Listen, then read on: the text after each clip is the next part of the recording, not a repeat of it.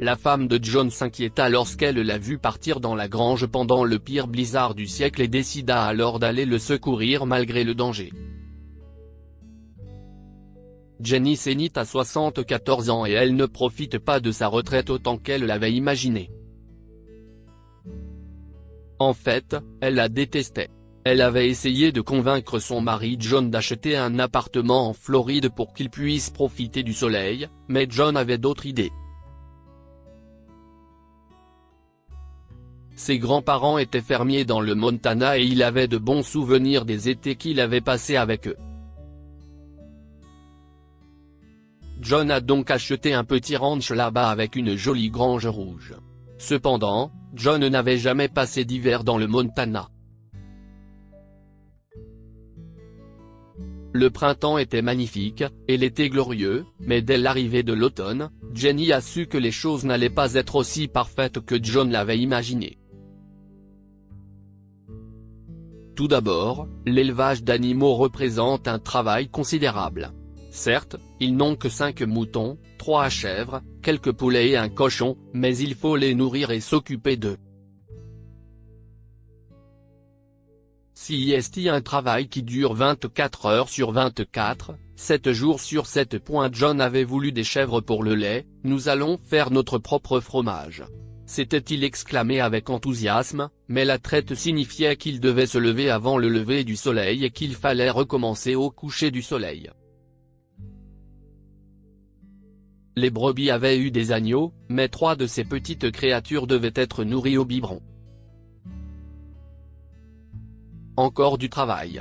Oh, les œufs frais de la ferme sont délicieux, mais quelqu'un doit aller dans la grange pour les prendre sous les poules rouges de mauvaise humeur. Non, la vie à la ferme n'était pas du tout ce que John avait dit à Jenny qu'elle serait. C'était un travail dur et répétitif, et c'était une vie solitaire et ennuyeuse. Alors pour se divertir, Jenny a commencé à regarder tous les documentaires sur la nature. John était irrité. Il a dit à Jenny qu'elle était devenue accro à la télévision et qu'elle ne s'intéressait à rien d'autre. Jenny en a assez des moutons, des chèvres, des cochons, des poulets et de la météo, car John ne parlait que de cela. Ils étaient mariés depuis 50 ans, mais pour la première fois, ils s'éloignaient l'un de l'autre. Tu ne sais pas, Jenny. John s'est mis en colère. J'ai fait ce que tu voulais, je vis où tu veux que je vive, que veux-tu de plus, répond Jenny. Je veux que tu sois heureuse comme tu l'étais avant, a crié John. Tu ne me rends pas heureuse, John Sennett, alors va traire une chèvre ou autre chose, a crié Jenny. John est devenu tout rouge, puis il est parti. Cette nuit-là, il a dormi sur le canapé et n'a pas dit un mot à Jenny. Le lendemain se lève sombre et maussade et Jenny voit les prévisions météorologiques pour leur région. John, elle l'appelle. Ils disent que nous allons être frappés par la tempête du siècle. Un énorme blizzard. J'entends très bien, dit John.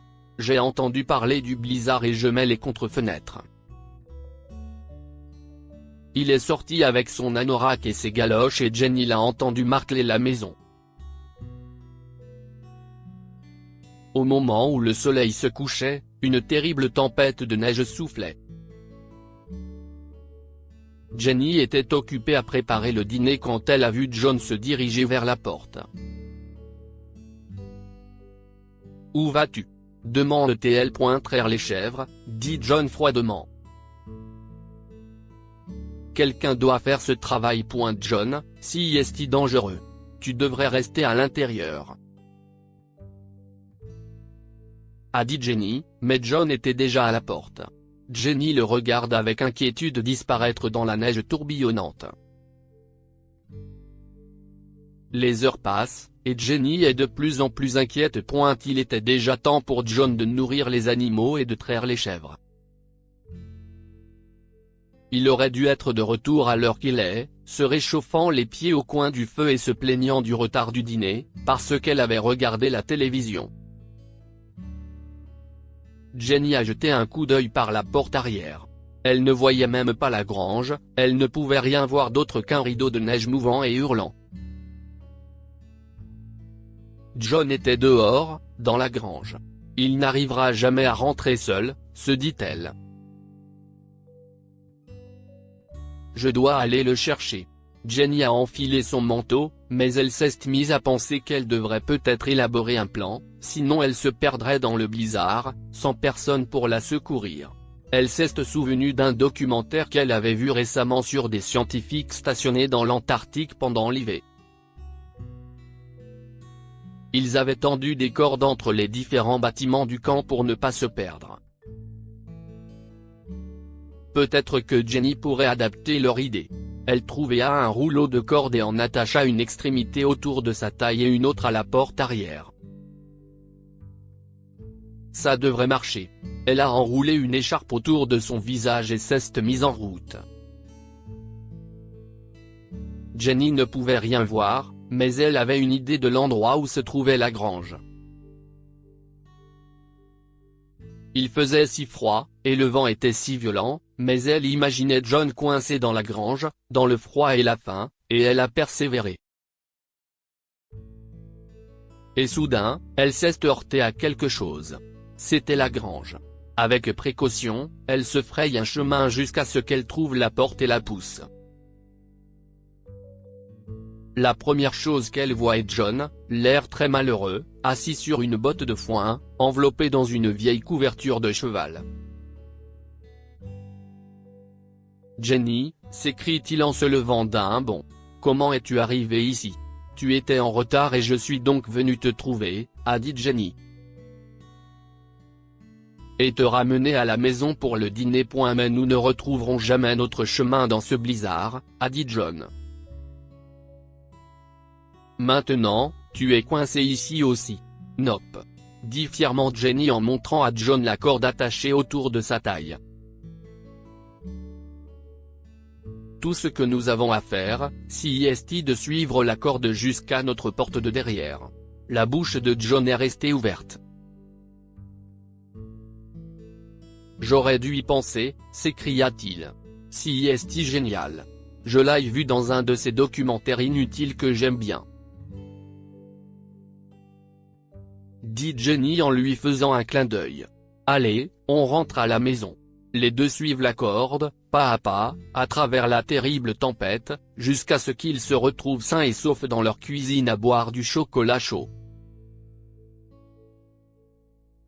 Il s'en est fallu de peu, et John savait qu'il devait tout à Jenny.